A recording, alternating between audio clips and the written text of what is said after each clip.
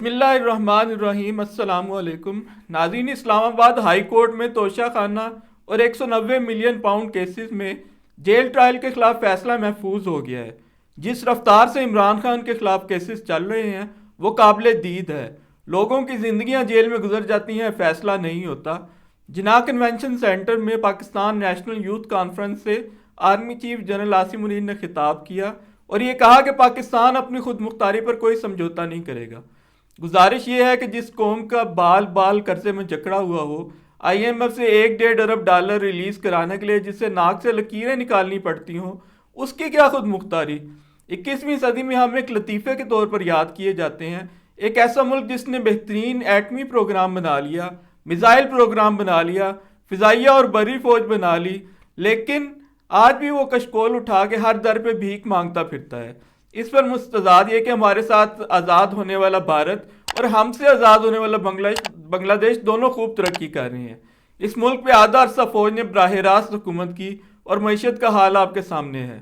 نواز شریف جیسے لیڈر تخلیق کر کے اس ملک پہ مسلط کر دیے گئے، آج بھی جہانگیر ترین اور پرویز خٹک جیسے نمونے فوجی بھٹی میں بنائے جا رہے ہیں۔ ملک کا سب سے مقبول لیڈر جیل میں پڑا ہے کہ فوج ناراض ہے، سیاسی عدم استحکام اپنے عروج پر ہے۔ ڈالر اور پٹرول کی قیمتیں الیکشن کے بعد 500 پہ بھی جا سکتی ہیں اگر اس عدم استحکام زیادہ بڑھ گیا تو اس کے بعد کون سی خود مختاری باقی بچے گی۔ آرمی چیف نے یہ کہا کہ ہمارا مذہب، تہذیب و تمدن ہر لحاظ سے ہندوؤں سے مختلف ہے، پاکستان بنانے کی وجہ یہی تھی۔ حالانکہ دنیا کی سب سے بڑی حقیقت یہ ہے کہ انسان جب بھوکا ہوتا ہے تو نہ وہ ہندو ہوتا ہے اور نہ مسلمان ہوتا ہے، وہ صرف ایک بھوکا ہوتا ہے۔ آرمی چیف نے مزید کہا، دہشت گردوں کے خلاف تو افواج لڑ سکتی ہیں مگر دہشت گردی کے خلاف پوری قوم کا تعاون ضروری ہے۔ آرمی چیف نے درست فرمایا، لیکن یہ قوم اب پوری طرح ڈیوائیڈڈ ہے۔ ملک جس نہج پر کھڑا ہے اس میں آرمی کو ہی انیشیٹو لے کر ایک نیا آغاز کرنا ہوگا، ورنہ فوج اس وقت پوری طرح پولیٹیسائز ہو چکی ہے۔ آرمی چیف نے کہا، سوشل میڈیا اور پراپیگنڈا کا مقصد بے یقینی، افراتفری اور مایوسی پھیلانا ہے۔ سوشل میڈیا کی خبروں کی تحقیق بہت ضروری ہے۔ حالانکہ آرمی چیف کو میں یقین دلانا چاہتا ہوں کہ سوشل میڈیا کچھ بھی نہیں ہے۔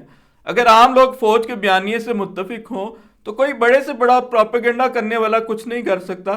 جنرل راحیل شریف کا دور ہمیں یاد ہے، فوج کے خلاف ایک بات کوئی کرتا تھا تو 10 رضاکار خود ہی جواب دے دیتے تھے۔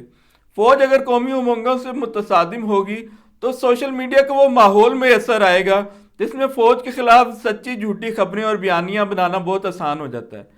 اب ایک جرنلسٹ اگر ثبوت پیش کرے گا کہ جنرل باجوہ نے 12 ارب روپے کے اثاثے بنا لیے تو دوسرا اسے سوشل میڈیا پہ 12 ارب ڈالر کر دے گا، لیکن کوئی نہ کوئی بنیاد پیچھے ضرور ہوگی۔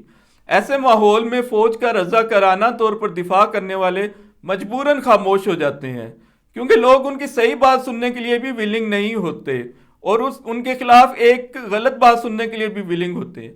اگر ایک سازگار زمین سوشل میڈیا کو میسر آتی ہے تو ہی اس میں جھوٹ یا مبالغہ آرائی کے بیج بوئے جا سکتے ہیں۔ آرمی چیف نے بنایا کہ پاکستان کے قیام کی ریاست طیبہ سے مماثلت ہے جو کلمے کی بنیاد پر قائم ہوئی، اور پاکستان بھی کلمے کی بنیاد پر قائم ہوا۔ سب جانتے ہیں کہ عمران خان ریاست مدینہ کی اصطلاح بہت استعمال کیا کرتے تھے، تو آرمی چیف نے چنانچہ ریاست طیبہ کی اصطلاح استعمال کرنا شروع کی۔ لیکن ریاست مدینہ یا ریاست طیبہ تھی کیا؟ ریاست مدینہ تو وہ تھی کہ آرمی چیف حضرت خالد بن ولید رضی اللہ تعالیٰ عنہ جیسے انتہائی کامیاب اور طاقتور سپہ سالار کو اگر حضرت عمر بن خطاب رضی اللہ تعالیٰ عنہ معزول کر دیں تو تاریخ ساز سپہ سالار تعمیل کرتا۔ حضرت خالد بن ولید رضی اللہ تعالیٰ عنہ کو تو ان کے عہدے سے ہٹایا جا سکتا تھا۔ کیا پاکستان میں کوئی ایسا سوچ سکتا ہے؟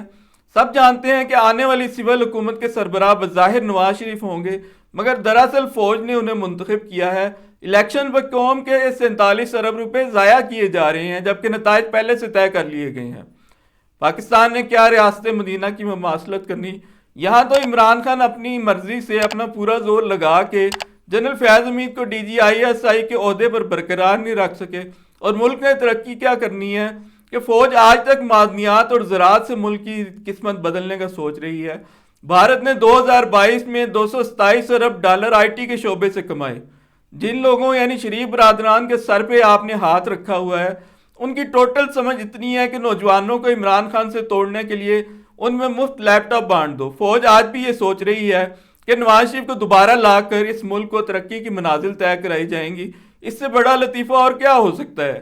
شریف خاندان اپنی دولت میں اضافہ کرے یا ملکی مسائل حل کرے، جس خاندان کی اپنی دولت بیرون ملک پڑی ہے اور جو دولت اکٹھی کرنے کے جنون میں مبتلا ہے، پاکستان میں جس خاندان کے سٹیکس ہی نہیں، وہ ملکی مسائل کیسے حل کرے گا؟ معذرت کے ساتھ عرض کروں گا کہ چند سو نوجوانوں سے خطاب کر کے نوجوانوں میں عمران خان کی مقبولیت کو زائل نہیں کیا جا سکتا۔ بریک تھرو کے لیے آپ کو عمران خان سے ہی بات کرنی چاہیے۔ مریم نواز نے کہا ہے کہ نواز شریف کو اگر موقع دیا جائے تو وہ مہنگائی ختم کر دیں گے، لیکن یہ نہیں بتایا کہ شہباز شریف کیوں مہنگائی ختم نہ کر سکے۔ کیا وہ نواز شریف کے افکار اور قیادت سے باغی ہیں؟ اگر وہ باغی ہیں تو وزیر اعظم کیوں بنائے گئے؟ کہا نواز شریف کو اتنے ووٹ دینا کہ اس سے کسی بیساکھی کی ضرورت نہ رہے۔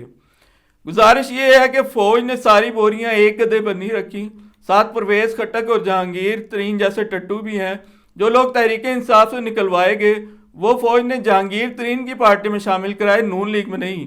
نواز شریف کو ایک بڑا واضح مینڈیٹ ملنے کا کوئی سوال ہی پیدا نہیں ہوتا۔ گورنر سندھ کامران ٹیسوری نے مشورہ دیا ہے کہ الیکشن ہر سال ہونے چاہیے۔ یہ بھی کہا کہ میں نے ان 15 ماہ میں عوام کے مسائل کا حل بھی تلاش کر لیا ہے۔ ہر سال الیکشن کرانے کے لیے سرمایہ غالباً ٹیسوری صاحب کے گھر سے آئے گا، ایسے شگوفے وہ چھوڑتے رہتے ہیں۔ یہ بھی فرمایا کہ دنیا خام خواہ چاند پر جا رہی ہے، چاند پر مت جاؤ بلکہ پاکستان آؤ۔ جب بھی کہیں خطاب سنیں تو بے اختیار یہ محاورہ یاد آ جاتا ہے، آگ لگے بستی میں ہم ہیں اپنی مستی میں۔ وہ تقاریب اٹینڈ کرتے پھر رہے ہیں۔ صدر مملکت کو دیکھ کر لگتا نہیں کہ ان کا تعلق کبھی تحریک انصاف سے تھا، اور انہیں دیکھ کر کبھی لگتا نہیں کہ عمران خان اور تحریک انصاف کسی قسم کے ریاستی ظلم کا نشانہ ہے۔ کبھی اپنے مظلوم قائد کے حق میں 2 الفاظ ہی بول دیں، اگر کچھ بول نہیں سکتے تو اس منصب سے ہی اتر جائیں۔ یہ تو پھر وہی بات ہوگی کہ تلوار یزید کے ساتھ ہے اور دل حسین کے ساتھ۔ نواز شریف صاحب نے فرمایا ہے کہ میں امپورٹڈ نہیں مقامی وزیر اعظم تھا۔ اس حال میں نواز شریف مقامی وزیر اعظم بن رہے ہیں کہ ان کی اولاد لندن میں کاروبار کر رہی ہے، دولت ملک سے باہر ہے، اور اگر گرفتار کیا گیا تو ملک سے نکل بھاگے اور لندن ہی میں 4 سال گزار دیے۔ عمران خان کی یہ بات کم از کم قابل ستائش ہے کہ فرار تو نہیں ہوئے۔ عمران خان اگر لندن میں سیٹ ہونا چاہتے تھے تو نواز شریف سے کہیں بہتر سیٹ ہو سکتے تھے۔